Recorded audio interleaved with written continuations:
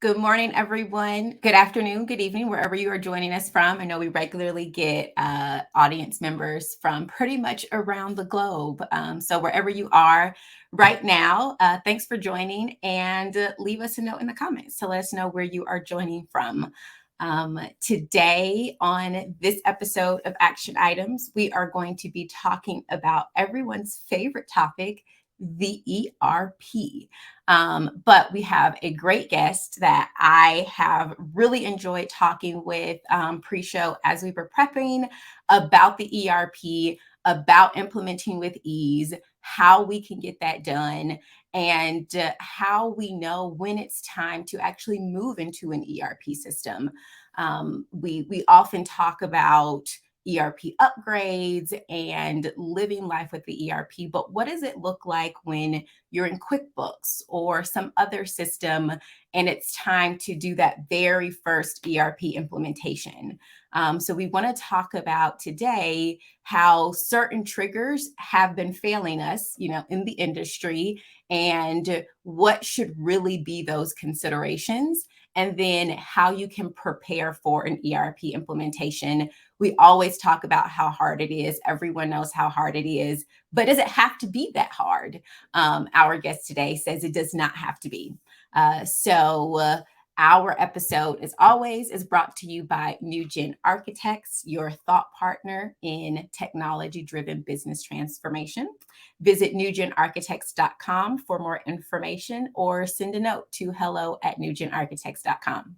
So without further ado, this month's guest is Larecha Wynn, and she is, I would call you an ERP enthusiast. Whenever I talk to someone and they say, this ERP implementation sounds fun, there isn't really another way to describe it. Larecha is officially a NetSuite strategist, and I am very excited to have you here today. So if you would like to give the audience a brief introduction before we get started in talking about our actual topic of, I would actually like you to explain to everyone why you think ERP is, like, how did you get to the point to where you said, I love ERP? That's fun. So first, can you hear me okay? Yes. Okay. We can hear you. We can see you. Okay, perfect. So I actually started out in accounting and finance because I was supposed to be a CPA. So I was just on this journey and noticed that the CPAs weren't incredibly excited. And I love my energy. I like to be excited. I like to be happy and whatever it is that I'm doing. And so it sort of turned me off. But it was the path that I was already on. So I stuck to it. I went for a master's in accounting to get the remaining credit hours for the CPA, and got totally distracted with process courses, systems courses, internal audit courses. And I was like, I like this. I like this a lot. I was also at the time on a tech project in an accounting capacity, but I just wanted to do their work. I didn't want to do my own work. And so my partner on the project said, hey, if you're interested in data, if you're interested in tech, you can do that. You can marry both worlds. We didn't talk about marrying both worlds at the time. It was just you can pursue a career in data, in tech, in analytics. And so that's what I did. So I went for an information systems master's, loved every single second of it.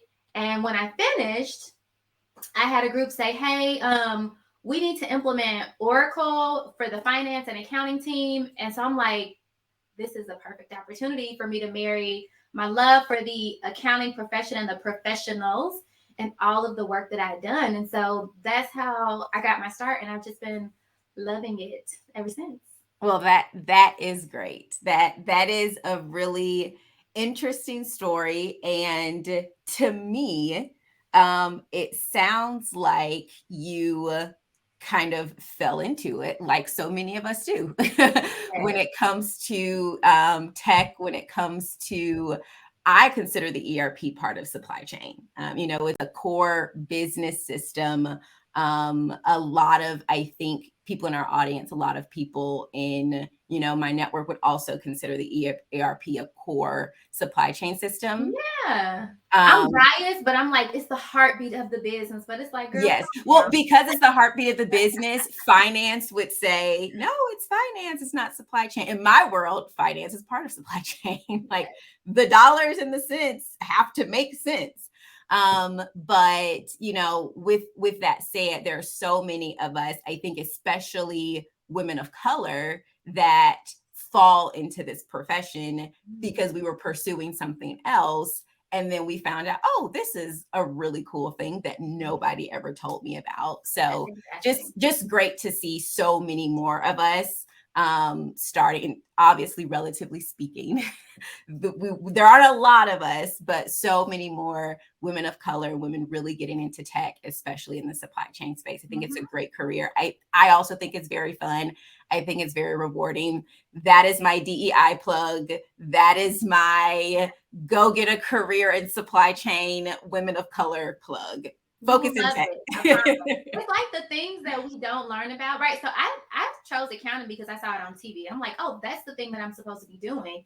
But I was introduced to things that I never even imagined, considered, thought about. And it's like those are the things. It's like, wait a minute, this is a lot of fun actually. Why didn't anybody tell me about this? Right. So hopefully that is becoming more mainstream thanks to the pandemic and all the talk about supply chain, all the investment in digital. I will say that I'm still talking to a lot of people to where I say, oh, yeah, I work in supply chain technology. And the only thing that has really changed from 2019 before the pandemic is that if I say supply chain, they know what that term is. They literally still have no idea what I do. They still they still have no idea what that means, but that's neither here nor there. So before we get into discussing the actual action items today, the one thing that I did say in the intro that I want to get your opinion on, your perspective on, because in my network lately, I am seeing a lot of startups kind of just like putting out questions and the founders asking, their networks, what does this look like? How do I know if I have the right team? How do I know if I have the right systems? This doesn't seem like it's the right thing to be doing, but I actually saw one guy posting, I cannot remember who it is. He said, I thought that I was on a shoestring budget, but I'm on a dental floss budget. So how, the ERP obviously is a very important system. And, I know that we have been talking to people and their advisors have been saying, you need an ERP system, you need an ERP system. But do you really, at what point would you say it's time to start considering an ERP system versus just startup life is hard? Sometimes you got to make do with what you have to do.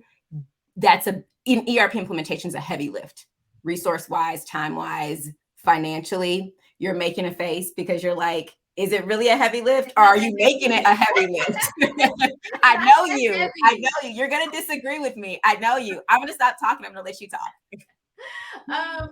So I mean, budget is a very real thing, right? Like you can't entertain something that you can't afford. So definitely reach out to see what it looks like. And it unfortunately it can look different for different people.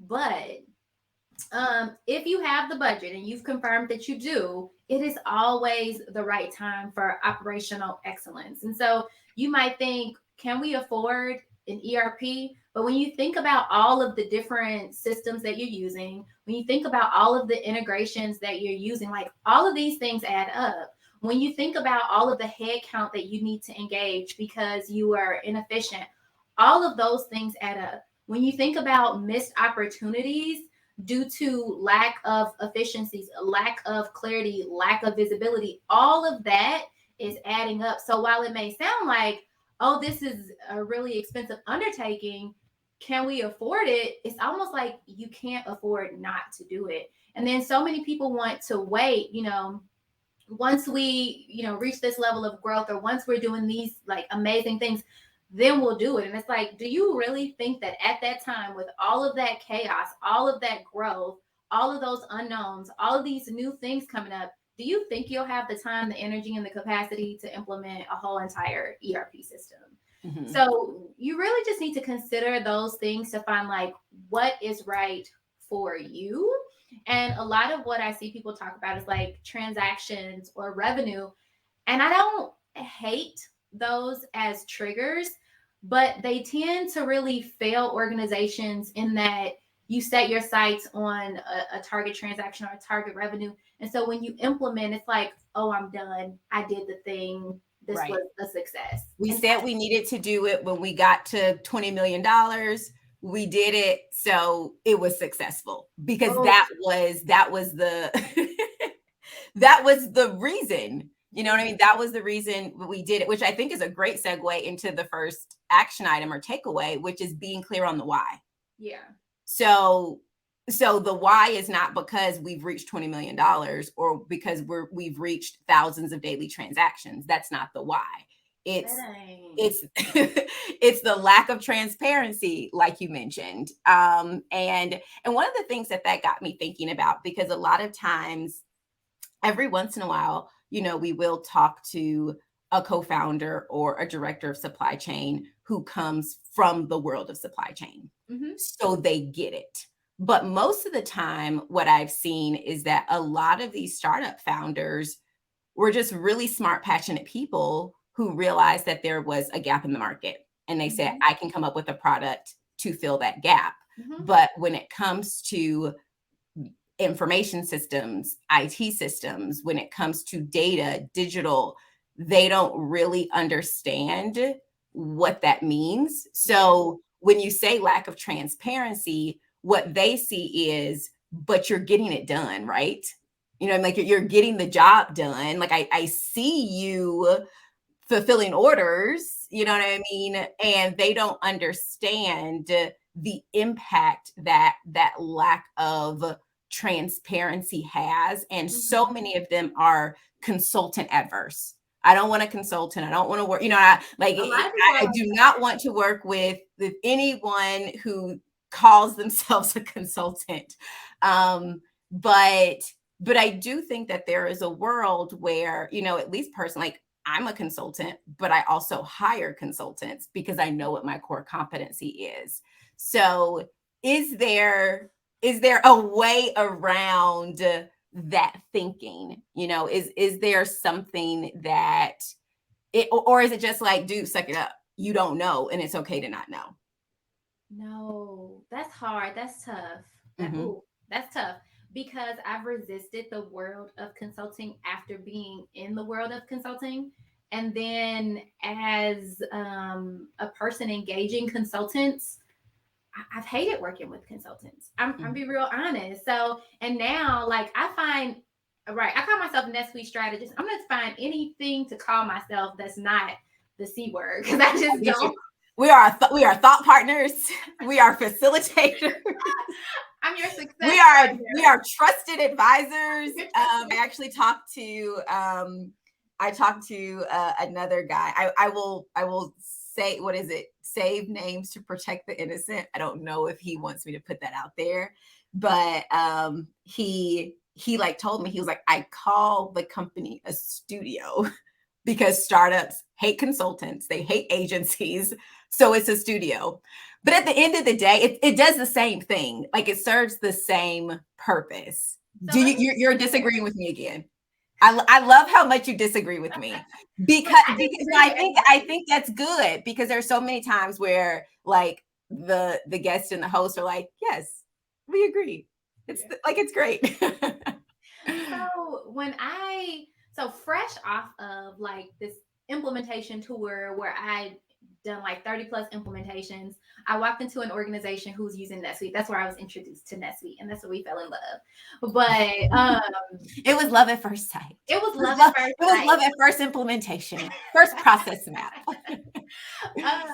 So I walked into this organization and they had been engaging a consultant. And so at this point, I have very deep finance and accounting roots. At this point, I have very deep implementation roots. At this point, I have, deep data roots and ERP roots. So it's like, what is this? what is going on? What are you doing? And I'm asking questions that the team didn't know to ask. So there's this huge thing about like, well, we don't know what we don't know. And so we didn't know what to ask the consultants. And we didn't know that they weren't serving us well. And so I actually started to see that over and over and over again. So when people are frustrated with consultants, I'm like, I get it, because It's justifiable. it's so justifiable. And consultants start to hate me. I'm like, don't hate me. As long as we're all doing what we should be doing, Don't hate me if you ain't me. we can love each other. Just because you ain't me, just because you're not asking the right questions, don't hate me. You didn't do your job. I'm asking all of the questions and I need answers, and I need the right answers. And if you can't give me the right answers, you gotta go. So if you don't have someone like that internally who you can trust, who's advocating for you, who knows like the right questions to ask and the whys, then it can be very difficult to engage consultants. And I can't be upset with our startup partners for living in for not wanting to. That makes sense. So checking the time, we can go on and on forever. Doing a wrap up of the first action item. Be clear on your why. I like that you mentioned operational excellence. You mentioned transparency. Those are reasons to implement ERP, to get ahead, be proactive, before you get to the point to where we don't even have the mental space, the capacity to try to even think about what the standardization of processes would look like, who would be involved, what that looks like. Especially at startups, you have a lot of external partners. You don't have a lot that is being done in-house. So you also have to consider, when we do this ERP system, how many other external people are we going to have to bring along? Which is actually, is that the second action item? Is it something about aligning people, secure and aligned team? Yes. Ooh, this conversation is just segueing very nicely. So before we get into the second action item, we have people joining from South Africa, San Diego, this morning as well. I see Sarah Barnes-Humphrey is on. Never really know where in the world she is these days, but wherever you are, thanks for joining. So secure and aligned team. What did you say? You get a good group. Yes. People love me. I love them. I am okay tooting my own horn. So not arrogant. I'm confident, which has come a long way. So I was not always this way, and you have to embrace it. So is that a different discussion? Is that a whole nother episode? That's a whole other discussion. I don't even know if that's an action items discussion. I will join you on a live, on a LinkedIn live, and we will talk about that. Hi, Saeed. Nice to have you here. Nice to see you joining. So secure and aligned team. Good morning, Nikki. Automation ladies, more plugs for women in supply chain, women in manufacturing, CJ Nord. Yes, we are going to go with that all day. All of the women that are here, we are going to shout you out and thank you for being a part of this show and the supply chain community. So our aligned team can look very different when you have a startup versus when you have a larger company that has different departments, because it's kind of easy to say, oh, like I'm gonna have Joe in this department, we need to bring him in. We need to bring in, Susie from this department, and we need to bring in Dyci and Larecha from these separate departments. But when you're a startup, there's a lot that's outsourced. So you have subcontractors, you have contractors, you have your agencies and consultants, and they are often not necessarily considered when you're talking about this aligned team. So securing an aligned team is important. I have an idea of how you actually make that happen. What is your perspective on, some tips and tricks to make sure you have all of the right people in the room, and that you don't get to the end of the ERP or go live, which I have experienced, which many people who I've worked with has experienced. And I'm like, oh, we forgot about sales and the whole thing. No one has talked to sales this entire time. That blows my mind. So how do you make sure that you from the beginning get an aligned team? Yeah, so I think you first need to figure out what is alignment for you, right? Figure out what is alignment and where are you actually going? Like, where is this journey taking you? And when you can define that, which is a huge part of your why, that allows you to hone in on core processes that will support this journey that you're on. So sales does have an impact. If you are understanding your this journey that you're on, where you're going and what alignment means for you, I don't know how you could leave out sales. I don't know how Right. you could leave out critical members of the journey, right? So I think just being very intentional about what you're doing and then asking like, who does that involve? And that sounds so simple, but it is really that simple. And you can have challenges in a startup environment, but believe it or not, larger organizations with highly defined teams can also be challenged with defining the most aligned team and figuring out who needs to be involved and why they need to be involved. It's harder to break the silo as Mhm. opposed to we don't really have that many true defined departments. So Mhm. let's just bring in everybody. It's a smaller team. It's 10 people. If we include the co-packers and the co-manufacturers, the 3PL, there's 10 of us this whole journey.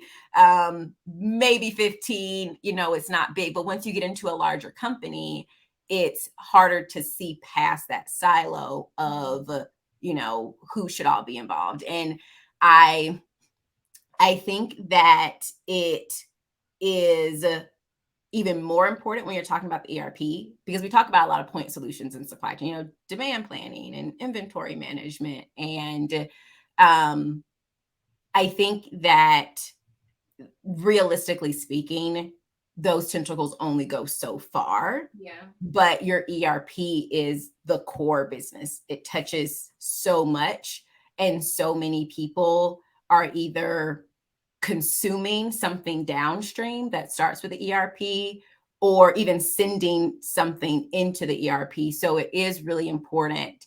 Um, I I know, if you go to NewGenArchitects website, plug there, unapologetic. We do have an ebook, just stakeholders, all of the different people you should consider, strategy, data, executive sponsors. Um, I am I am on fire this morning because executive sponsorship is the next action item. but just the end users, your transportation logistics partners, not forgetting about them. What is life going to look like? How is data going to change? Formats, things like that. So just making sure that you have all the right people at the table. So we've said that before you start your ERP journey, make sure that you are understanding your why, be clear on why you're doing it, and making sure that you have all the right people at the table and that you've also considered what their capacity is, what Okay. other initiatives are, is happening in their world that you maybe didn't really realize was going to affect their time or their ability to be involved in this implementation. So just being clear on what those expectations will be from the team and the stakeholders, but also action item number 3, being clear on what executive sponsorship looks like, which, So yes, go. I can't wait to read your ebook. I specifically did not read your ebook because I was like, I'm going to read it and agree with things. And then I'm going to change my own thoughts and my own perspective. And then I'm going to start talking DC. And I don't want to talk DC. I want to talk Larecha. So I can't wait to finish this so that I can read your ebook. You might be talking about executive sponsorship in a different way. So when I think about executive sponsorship, it can look so different. And we've been talking a lot about startups versus very mature organizations. And executive sponsorship will look different depending on that environment. But executive sponsorship can also look different depending on the culture, the team dynamics, um, kind of the temperature of the team at the time of the implementation.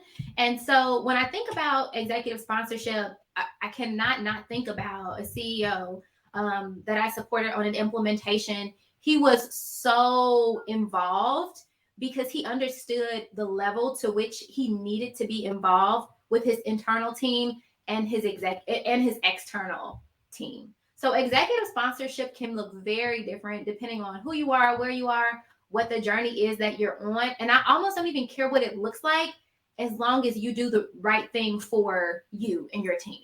Right. I love how you have so much focus on what is right for your team, which if I allow this to segue into a different action item, it will. So I won't. We will get there. But it looks different. You know, there are so many times to where and I think it's also very easy to fall into this trap as a strategist or a thought partner, as not a consultant. But it's easy to fall into the trap of, oh, we did this one project where you just talked about the CEO at that other project, and he was very, very involved. But you caveated that by saying that might not be the right thing for you. You might not have to do that. So, but you do have to align on what that executive sponsorship looks like. Mm-hmm. It could be, this is, yes, I agree with the rest of the leadership team that this must happen. I will sign off on it, but I trust them to do, everything. Mm-hmm. It could be that you have a culture where things just don't get done if the executive sponsor is not in, we would hope not the day-to-day, because that's a lot, but they do need to be, very heavily involved. But so if people want you out of their way, if they don't, honestly, if they don't mess with you like that, if they don't like you and you are just in the way, get out the way. If you hired, a great team, they're very competent and they understand the direction that the business is going, and you need to do nothing more than approve the budget and remove obstacles, then do that. Right. Whatever works for you and your team is what you should be doing, 100%. But our action item, our takeaway is just to make sure that you as a team know what that looks like. Yes. You don't need to get halfway into it and realize that, oh, this is not going well because the executive leadership that we were expecting to have throughout this project is not happening. So just aligning, just like you would with all of the other stakeholders, you have to make sure that that is also aligned with the executive sponsor. And reading the ebook would not have given you that. just to be clear,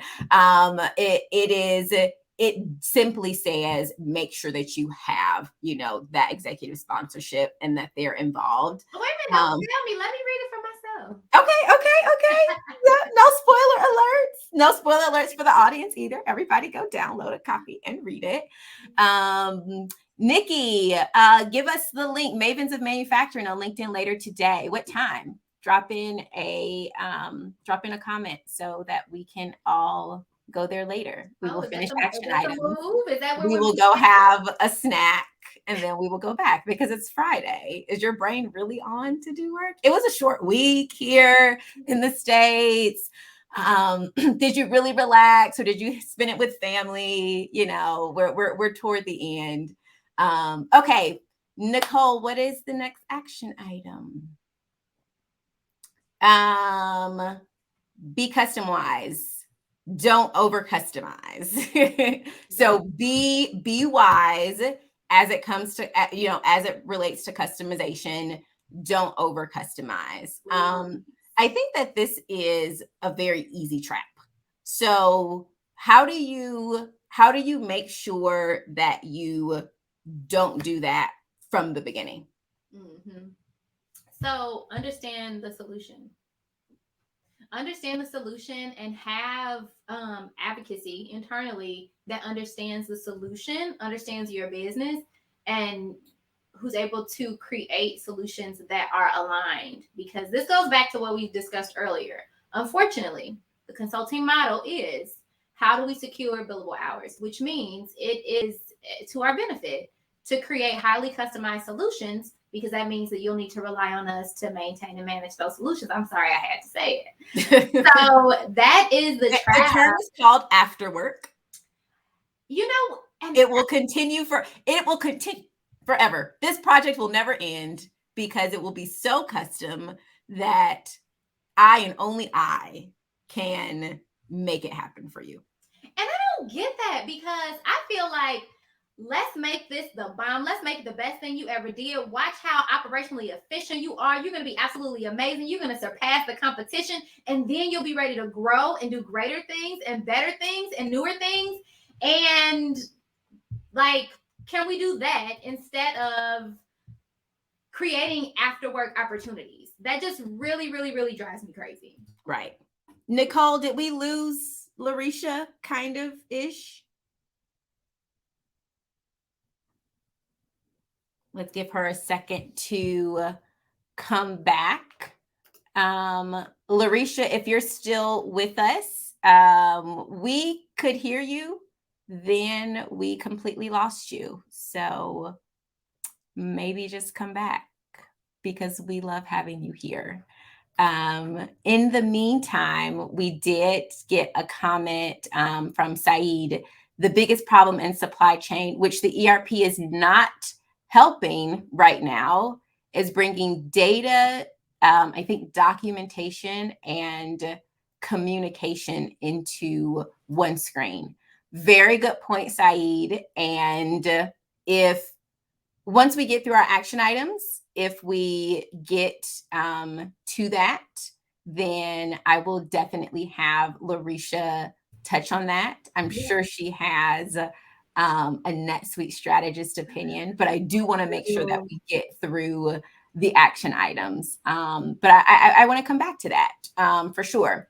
So yes, you were saying, Larecha, before we lost you, that be a great consultant, Yes. provide an exceptional solution, and then you, customer, very, very satisfied customer that is not continuing to spend hundreds of thousands of dollars with us every year, go tell all of your friends about the amazing job that we did. Which leads into the last action item that what is it? I didn't want to talk about before. Take stories with a grain of salt. Oh. Don't just, it's very easy to get into the trap of what worked with you. What ERP did you go with? When did you know it was time? But you've talked a lot about what is right for your company. Right. Every company is not the same. Even if you take two, let's just call it identical for the sake of conversation. If you take two identical companies that have the same product, the same revenue, and all the same suppliers, you still will not have the same experience, because the people and the company culture are different.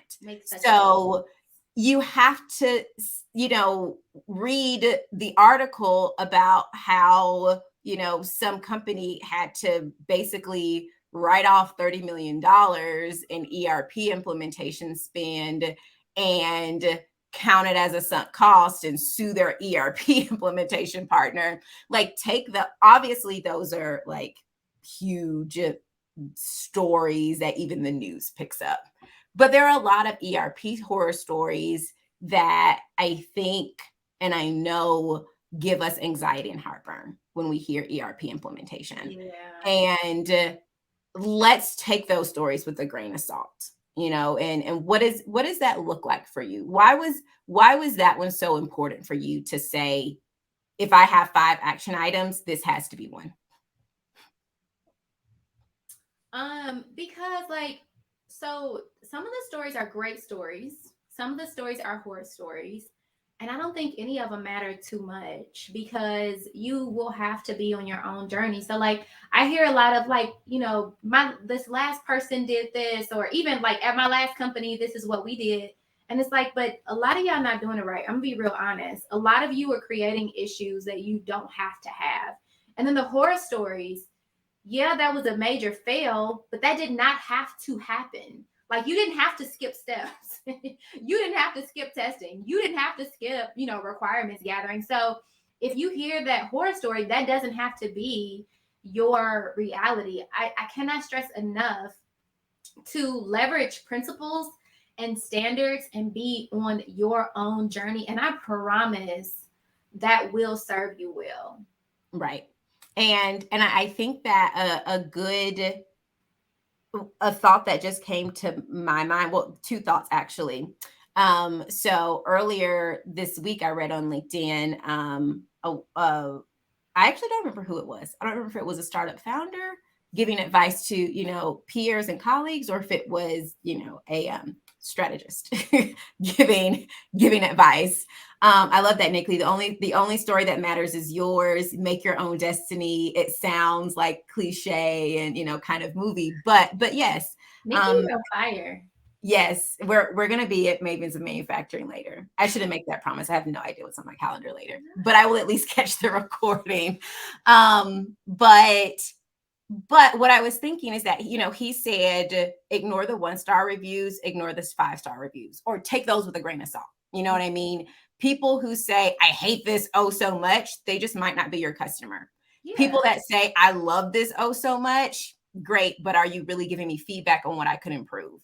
Exactly. It's those in the middle, 3 stars, 3.5, where you're really going to get some real feedback of how you can improve. So to your point, all of the, this went so well, and then like, this was a complete disaster, take both of those with a grain of salt. The one thing that really just blows my mind is that for years, since I started in supply chain technology implementations back in 2016, I feel like it's McKinsey, Deloitte, everyone has been putting out the same research and the same statistics, 70%, 76%, these very large percentages of, technology implementation failure in the sense that it doesn't achieve the ROI that's expected. So it's not like it's a secret. You know what I mean? No one is like, oh, what am I supposed to do the right way? It's just that it's not happening. So to your point, the best practices are out there. The principles are out there. Where people are here in the comments talking about asking better questions before selecting a tool so that you get the right system, making sure it's the solution that's right for you. We've talked about, if you don't know what those questions are, then bring in somebody who does. It's a lower hit to your ego to say, I don't know, than to on the back end be like, oh, we're still 3 years into this 6-month implementation. Like it's worse. It's going to look worse because you could have just asked, for help. Don't over customize. These are all things that are not a secret, but for whatever reason, maybe because they're coming from consultants, people aren't really listening. So let's see if we can get through this. I'd say from Ali, that customization can be good as long as it is well documented, both technical and business processes. One of the pains of customization is understanding why certain things were done the way that they were. And a developer can always trace things backwards to understand the technical process, but may never understand the business logic behind it. That's actually a really, really good point. I think so. I think some level of customization is okay if you understand why that actually happened. And if you have a clear reason for doing it. You have to have a clear reason. What I am seeing is that we're customizing things that we should not customize. Or for instance, over complex processes. Why? Why is the process even that? Why are you doing that? Or sometimes what I see is we've customized a thing so we could get around purchasing a module. Just get the module. You're just making a mess. Or we customize because we don't know that all we have to do is check this box and it'll do exactly just what we turn it on. It's in the system. Just turn it on. You didn't have the right person that truly understood the system in order to just leverage a lot of the out of the box features. But once we have determined that they are necessary, I'm 100% with you, Ali. Like, make sure it's fully documented. Right. Definitely. Okay, let's see if we have a couple of minutes. Let's see, I always like to share the date for our next show, which is August 12th. I pulled up the calendar. Thanks, Nicole. You were already ready. Next show is going to be August 12th. It's going to be fun, like What is always. that going to be about? We're going to have someone. It's actually very interesting. He's a Six Sigma black belt. He comes from a manufacturing background. I say it's interesting because CJ mentioned, do a Six Sigma review for processes. Mm-hmm. And he comes from that background, and he actually took all of his manufacturing and supply chain experience and applied those processes to digital implementations and technology implementations and program management. So that's what we're going to be talking about.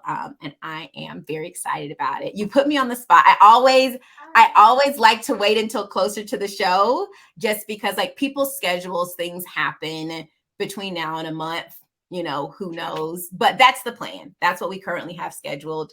Hopefully he will still come. I won't put him on the spot and say his name, so that if he does have to cancel, he doesn't feel like he's obligated to, Christine said she has people to invite, so. Yes. Link to the next show is not yet available, but you can go to Nicole. I don't know if you have time to grab the action items link from the Let's Talk Supply Chain page, where people can sign up for email notifications. So we always do the LinkedIn Live event a week before the show. That's when we will start doing the LinkedIn promotion, and people can sign up. You can click attend like you did with this show, but to get a notification via email, you can go to the Let's Talk Supply Chain page. And Nicole said that she will put that in the comments. So you can definitely check that out. Thanks for asking, Christine. In the last 3 minutes, Larecha, let's see if we can get back to Saeed's comment. I'd like to hear your thoughts on that. The biggest problem in supply chain, which ERP is not helping with, is bringing in data, documentation, and communication in one screen. Is that realistic? This to me sounds like, okay, ERP isn't helping with that, but let's not make ERP do something it's not supposed to do. There are a lot of other technologies out there, business technologies, that are working to bring in all of these different disparate systems and, dashboards and data and alerts and things like that. Is that where we should be looking and not trying to make the ERP do something that it's not supposed to do? Definitely don't morph it into something that it was never intended to do. But I would ask the question when thinking about the data, documents, and communication. I would think about like specifically, where are we trying to go? Like, what are we getting to in terms of data, documents, and communication? Because the ERP is such an amazing source of information. So yes, I would say it is possible, depending on what the end goal is, what the objectives are. But also, I would definitely not recommend morphing it into something that it isn't. That being said, as a NetSuite lover, I'm very biased, but they have a lot of BFM, built for NetSuite solutions and suite apps that attach very nicely to the solution. And those solution providers specialize in a thing. So that's the way to go. Okay. The other thing that I don't think that I touched upon, and since I'm going to squeeze out every little minute I have in these I'm looking at the countdown, 8, 9, I've got 50 seconds. One thing that you said, like you've seen people customize to try to get around buying the module, and sometimes you just have to buy the module. We also talked about budget. And we talked about, obviously don't do something that you can't afford, but there's also a world where you have to consider, can you truly not afford it? Right.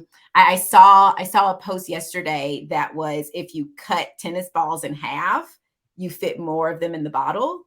but then they're not balls anymore. So the point was, think about long term, not just the right now. Yeah. So right now you might be saving money on not, buying that module, but long term, is that really the most scalable solution? So that's a consideration. We're now a couple of seconds over. Thanks for coming, Larecha. Thank you for all of the comments. Thank you for the engagement, people, and we'll see you next month.